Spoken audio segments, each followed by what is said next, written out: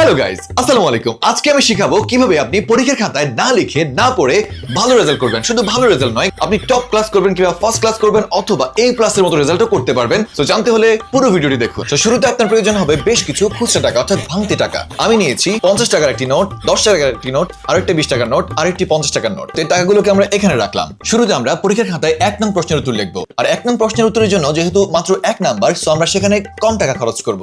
আমরা 1 নং প্রশ্নের উত্তর লিখেছি। এর পাশে ঘাম দিয়ে মাত্র 10 টাকা যুক্ত করে দিব। এবার আমরা 2 নং প্রশ্নের উত্তর দিব। 2 নং প্রশ্নের উত্তরের জন্য যেহেতু 5 নাম্বার, তো সেক্ষেত্রে আমরা দিব 20 টাকা।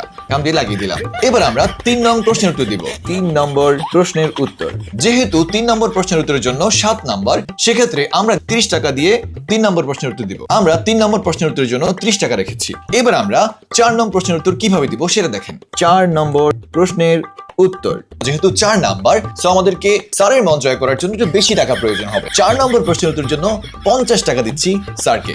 এভাবে স্যারের মন জয় করে পরীক্ষার খাতায় না লিখে না পড়ে ভালো রেজাল্ট করতে পারবো অন্যদের থেকে। সো গাইস, আজকের এই টিউটোরিয়াল যদি আপনার ভালো লেগে থাকে, পরবর্তী ভিডিওর জন্য অবশ্যই পেজটি ফলো করতে পারেন। Thank you so much.